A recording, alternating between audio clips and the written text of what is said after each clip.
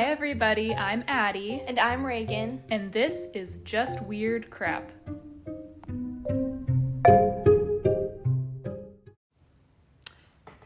Well, hello everybody. We're in our squeaky chairs today. Reagan was asking me do you think we'll hear those on the podcast? And I was like, no, definitely not. And I kind of think we definitely will, but that's okay. Bear with us. Yeah, we, actually, that kind of brings me to a fun fact. We can get sponsors now on Spotify. So if you're tired of hearing our squeaky chairs and background noise, go and sponsor us, and then we can use that money to buy better sound equipment, because heaven knows we need it. Yeah, you all know. And if you like hearing all of that, then don't sponsor us, and you we're listen good. to our squeaky chairs and you listen to it. Yeah, we'll be good. But anyway, we're glad to be back. I went on a little mini vacation over the last week, and it was really good. But I kind of missed getting to record. So we're getting into a routine now where we're like, oh, we have to record. What are we gonna do this week? Yeah, it's kind of exciting. Like, I start to look forward to it. Yeah, it was actually kind of weird. Like, all last week, I kept like checking in with the Instagram and the like all the apps and everything, and I was like, oh man, like we need to get together and record more. And here we are. So, Reagan, you didn't get to do a vacation though, huh? No, I just sat at home and planted things. She did. In the garden. She plants a lot of things. Got a lot of mosquito bites. Sometimes she gives them to me. Yes. I have some sunflowers from her on my front porch. I'm just cool like that. You are. Anyway, that's what's happening with us. So we wanted to give you an update because we know we just have such a wide net of listeners and all that. So you're all very interested in our lives, I'm sure. Yes, very invested. Very invested. I'm sure. You want to know. You know what's interesting is you're not signed in on it, but on our Instagram, we have like 20 followers now. We are practically influencers. 20 people hopefully have listened to our podcast and then been like, you know what?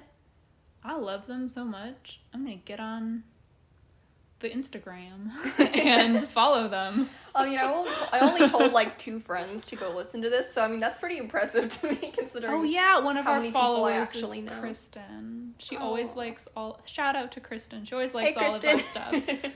I love her. She's adorable. She is. Okay, anyway. We've been gone a while. Going on. Now that we've killed 3 minutes. Today, it's kind of been the Reagan show up until now. And I was like, hey, I'm getting jealous. So I told her to stop taking the spotlight, and I was going to do the episode today. Her exact words. That's literally the conversation. And I'm going to be talking about... There's several names for this creature that... it's weird. But anyway, I'm going to be talking about Gef the Talking Mongoose. I'm intrigued. Or the Dalby Spook, which I think sounds a lot creepier than Gef the Talking Mongoose, because I hear the name Gef and I just think like, oh, Jeff, like that's my friend's dad's name. Yeah. That's Jeff. Like, you know Jeff. He's Jeff. He's cool. He's fine. But the Dalby Spook sounds... horrifying. Well, it sounds spooky. Spooky. Whereas Gef... I don't like spooky. Well, it's really more of a Gef situation, but the Dalby Spook just sounds creepier, so... Sounds cooler. We'll call it that. Yeah, I think that might be what Dalby. The Dalby Spook. Isn't that a cool word? Dalby. Okay. Dalby. Anyway. You did this with Roanoke, too. We You're did. Like, Roanoke. Roanoke. Dalby. So cool. Anyway, this story centers around, well, Gef the Talking Mongoose, obviously, but the people that he kind of terrorized were the Irving family. The husband, the father, was named James or Jim. I think I refer to him as Jim down here as well, so sorry, James/Jim. Margaret, the mother, and a 13-year-old daughter named Vore. And I checked the pronunciation on that, and that is what the internet told me to say. And that's how it was pronounced. So I've It's never... a cool name. Vore, I know, or I've never seen that before. Excuse me. But that was her name. And that's what the internet told me to say about her name. So It's very unusual for, like, what year is Vore. this? 1931. Oh, that is unusual, because people aren't just, like, randomly making up names as much, I feel like, back then. Well, maybe it was... a family name or something. It might have... I mean, I don't know. Her name was Vore. It's cool. They lived on the hamlet of Dalby on the Isle of Man. That sounds very... You know.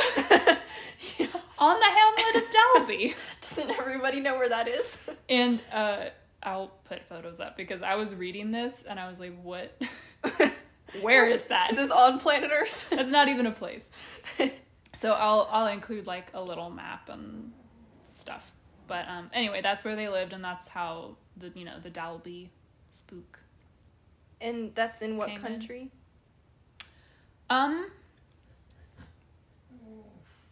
It was on the hamlet of Dalby on the Isle of Man. Okay, where's the Isle of Man? It was in Britain. Okay, it sounded like okay, that. I knew I was like, I know the I Isle put of this, Man. And yeah. This sounds very British, but just thought y'all might want to. Okay, know. I want to know. So you know what? Sorry, I'll stop messing everything up with my stupid questions. Stop with the interrogation, okay? They were in Britain. And it all began, like I said, in 1931. The Irving family were just sitting down. They had this little farmhouse. They were just sitting down to dinner when they heard this, like, spitting and kind of, like, scuffling noises coming from inside their walls. Oh, cool. Okay. Which is, like, honestly, not great, but at the time... It's an old farmhouse. It's an old farmhouse. Yeah, It went on for a few days. Like, apparently they weren't immediately worried. It went on for a few days, but then it changed to something they described as a child singing nursery rhymes. And that was when the voice introduced itself. He said his name was Gef, and he was a talking mongoose. Okay. Wow. Yeah. That's a lot to digest. Also, sorry guys, I am apologizing in advance for some reason. I cannot stop coughing today. I don't know why. Oh, thank you. Have some water, I have darling. some water. Okay, so yeah, now there's like a Gef in the walls talking and singing nursery rhymes. Time to move. Which, so creepy. But anyway, let me continue. When this activity became more pronounced and developed like into the nursery rhymes, like coherent speech, the British tabloid press went crazy and turned this mongoose into something of a media sensation. Like, I feel like in today's terms, he probably would have gone viral. Some of the explanations people, postured were that Gef was either a figment of the family's imagination or that he was a mongoose possessed by a poltergeist. Which are, like, two pretty extreme. It's like, yeah. Oh, you're just faking it. Or a demon mongoose. Like, okay.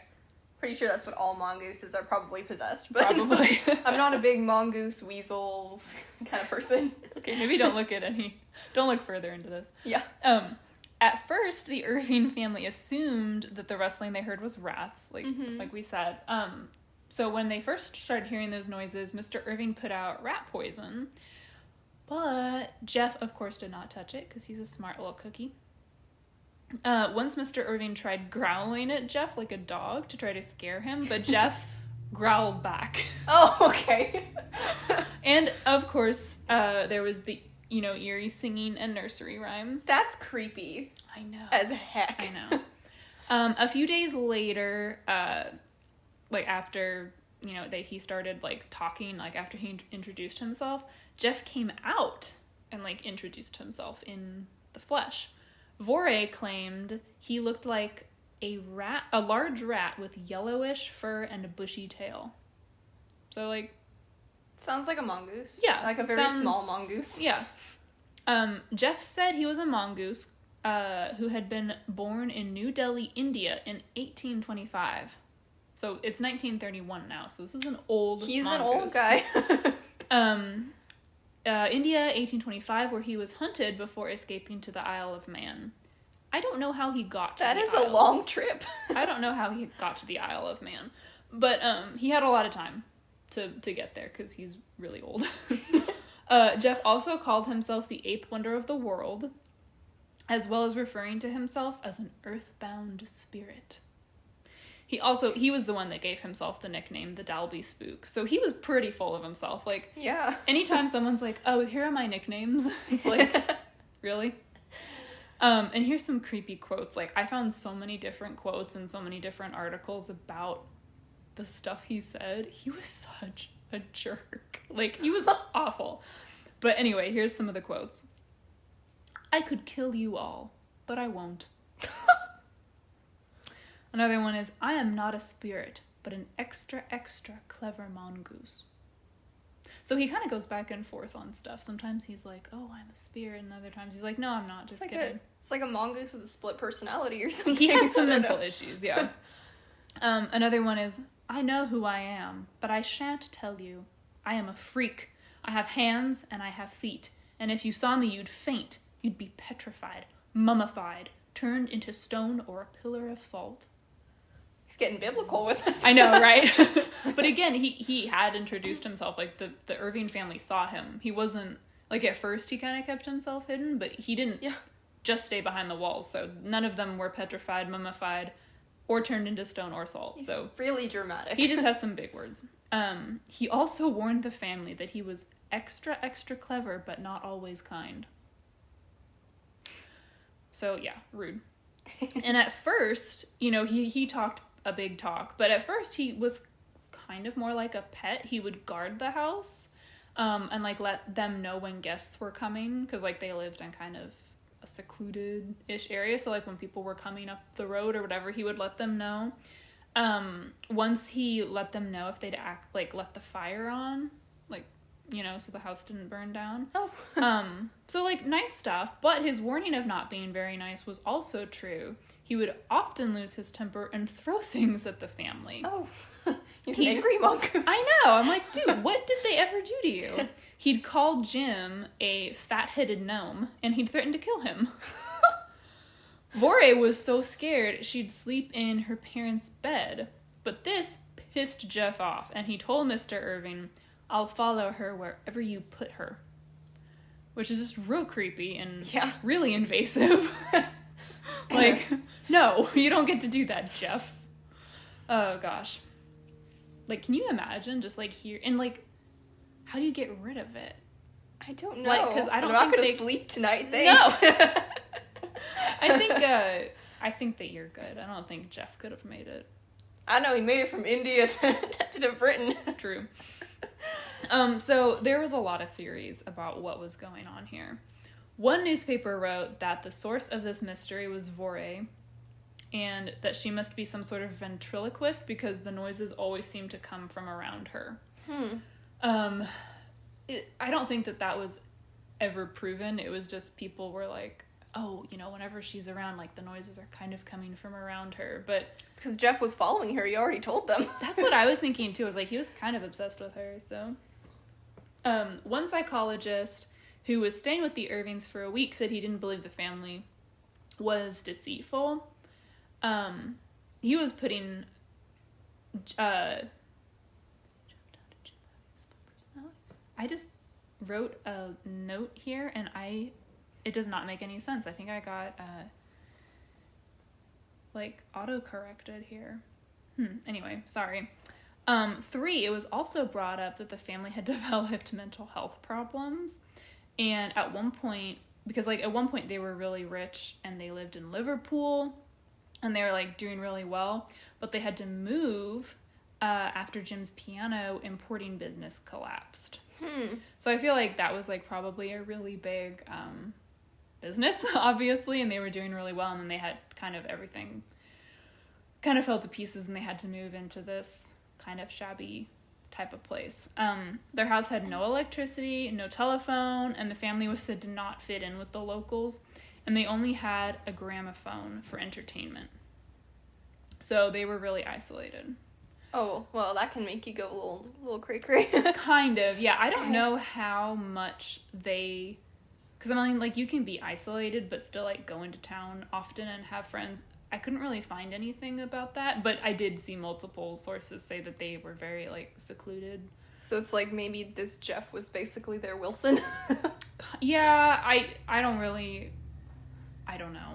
I mean... They still had each other, though. They shouldn't have, like, lost it. I don't think they... And it's not like they were there for, like, 50 years and then this happened. Like, they were still... I don't know. Yeah. So there was a parapsychologist named Harry Price who learned about Gef and began an investigation. He arrived on the island in the summer of 1931. So this, 4 years, they've been kind of terrorized by Gef. He never got to see or hear Gef for himself, but he was able to collect evidence that could corroborate the Irving's claims.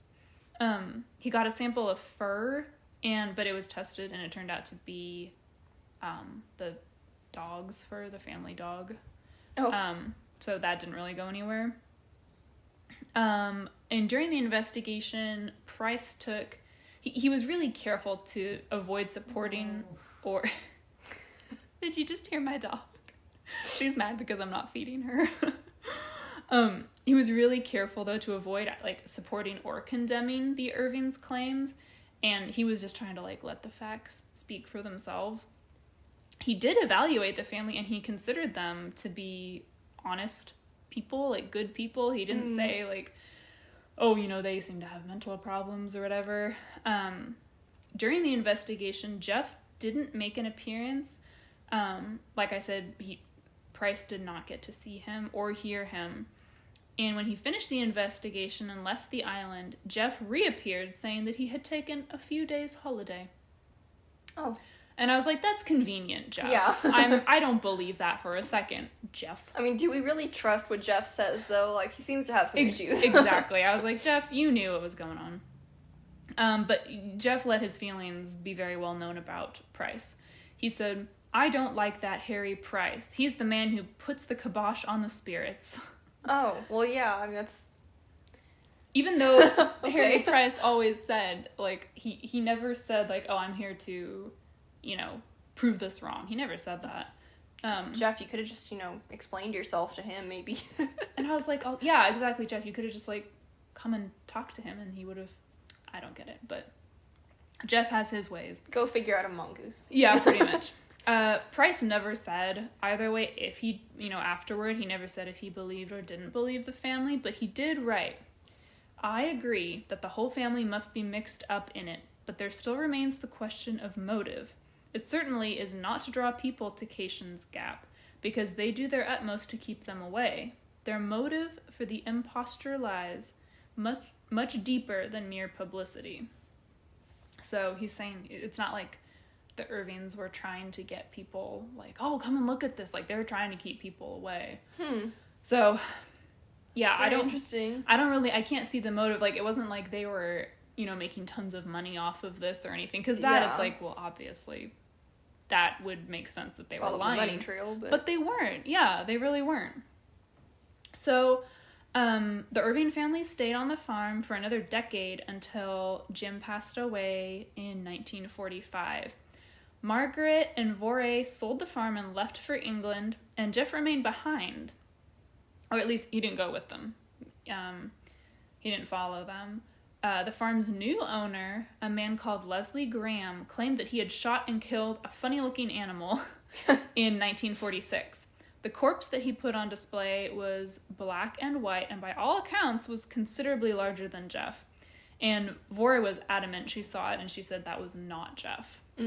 Because keep in mind, very different from her description. Yeah, she described, and she saw him, like, all the time. Like, yeah. It wasn't just that one time that he appeared.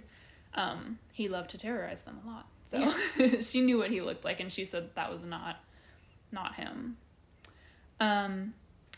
In 1970, a journalist from Fate magazine interviewed her about her unusual experiences with Gef. She said, yes, there was a little animal who talked and did all those other things. He said he was a mongoose and we should call him Gef, but I do wish he had let us alone. If she knew who or what Gef was, she took that knowledge to the grave in 2005. Wow. Yeah. And that is Gef the Talking Mongoose. Have there been any other, like, reports after they left, or from the new owner of their house or anything? Not that I could find. I couldn't find anything. It was just that one farmer. This one family that ever saw him. Yeah. There was nothing before or after, even? Not that I could find. Oh, no. that is very interesting, and that does in a way kind of make you think that it was something that they'd made up, because no one else ever experienced this. But maybe Gef, just was very particular about who he terrorized. It might have been, and he might have kind of come and moved in around when they did, and then when they left, gone to someone else. I don't know. Yeah. But there is actually, and of course I'll put these pictures. I'm going to try to get them on the website. It's a lot harder to update our website than obviously our Instagram and Facebook. But there is actually a picture that the Irvings say has Gef in it. Oh. Here, let me see if I can get it up for you. And obviously I'm going to put it on all of our socials and all of that, because it was actually kind of crazy. Let me see. It's all down. Oh shoot, I don't have it saved. I have this drawing though. This is supposedly what he looked like. That's a mongoose, all right. Yep, it's a mongoose. But I'll put all the pictures up. Here's a picture of the house that they lived in. Oh, that's an interesting looking house. I know, it's actually pretty cool. Really cool looking house. That's not what I was picturing in my head. Yeah, I have no idea what it looked like on the inside, but yeah, that's another angle. Huh. Yeah. And yeah, you can see it almost looks like kind of like stucco on the outside or something. Yeah, it is really interesting. But yeah, I don't really know where I fall on this one, to be honest. Like, I feel like I say that about most of the things we say. I'm like, I just don't know. We could go either way. Who knows? But I don't know. What do you think? I mean, that is kind of interesting, and like I said, it does kind of make me think maybe it was a hoax, because, like, if no one else ever saw him but this one family, this 3 people, so, if there had been anybody else that was, like, yes, the people that moved in later saw him, or, 20 years later in a nearby town, this report started circulating or something. Yeah. I might be more likely to believe it. But, I mean, that's just, like, very strange. And even if he was real, like, let's just assume for a minute that Gef was real, like, what the heck was he? Yeah.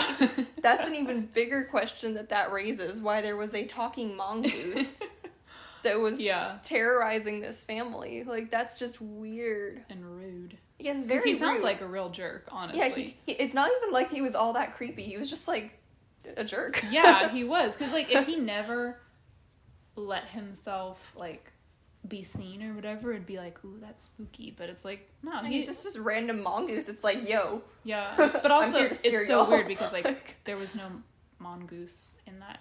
That is actually something area. I thought of earlier, and I was like, okay, so this is in Great Britain. Mongooses don't live in Great... Mongoose? That doesn't seem right. Mongoose.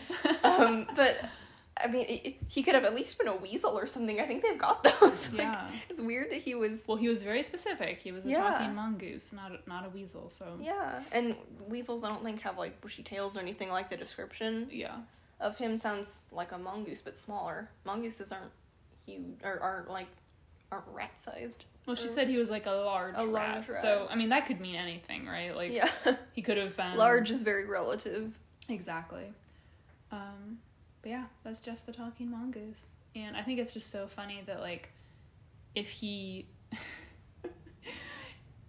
real, like, why did you choose the name Gef? Like, that's just... You could have chosen anything, and you chose Gef. Could have done something a little bit more, like, exotic. And It's like if there was a mongoose in my walls right now, and he was like, hey, I'm Brad. I'd be like, why? Like, you could have literally named yourself anything. Why did you do, like, I'm Craig. You're just like, what? No offense to any Craigs and Brads out there. there. Yeah, no offense, but that's like, you have like, he seemed to have built up this really big, like, persona. Yeah. But he's like, no, I'm Gef. I'm Gef. I'm Mike. Yeah, exactly. It's like, he just took a very... Again, no insults to anyone named that, but those are not a freaky or weird those name. Those are very boring names, so... But it's like, if he wanted to he had all this, I'm this earthbound spirit or whatever the heck he was, he could have chosen something maybe a little bit more unusual. Maybe he just wanted something easy to spell. Yes, I mean, I don't know how well mongooses spell. I mean, to his credit, we're still talking about him. We are. So... Jeff's easy to remember, I mean, right? Yes. Oh, my goodness. But anyway, yeah, that's Gef. I really don't know. I'm honestly inclined to believe in it and say, like, yes, that did happen, simply because they never really profited off of it. Mm. And to me, it's like, why would I go around saying something like that only makes people think I'm crazy or weird or something? Especially 3 people. Yeah, and it's all... If it was just, like, one weird person, I mean, people that are, insane don't always have great reasons for doing what they do, but 3 people, I do find it more unlikely. And no one said they were insane. Like, exactly, and everybody thought that they were reasonable people. Yeah, it wasn't like they were the insane house that everyone avoided, and then they started saying this. It was like, they were isolated, but they weren't crazy. They were just... plenty of other people were probably just as isolated in this area. I mean, you guys live... We kind of live out in the sticks, too, but so far we haven't had any You're talking not crazy, animals. yeah. I mean, I don't know. So that's kind of why I'm inclined to say, like, yeah, I think it could have happened. I don't know why. I don't really know how to explain it. It'd be kind of an interesting, like, rabbit trail to go off after of, like, have there ever been any other, like, talking animals incidences? Oh, that's... Yeah. Like, maybe we should do, like, a follow-up about, like, other times that this has maybe happened. I'm sure he's not the only one. He's probably well-documented because it was in the 20th century. True. But, like, I wonder if there's been any other accounts of, like, something happening with an animal. I'm gonna have to do that, though. That's another a good episode idea. for another day. But I'm kind of intrigued now, too, because I'm like, surely this must have happened at some other point in history. I'm sure it has, yeah. Huh. That's interesting. Interesting to compare and contrast. Might have to be my next episode. Actually, no, I already know what my next episode's going to be, so we're going to have to circle around to talking animals. Stay tuned. Stay tuned. Yep.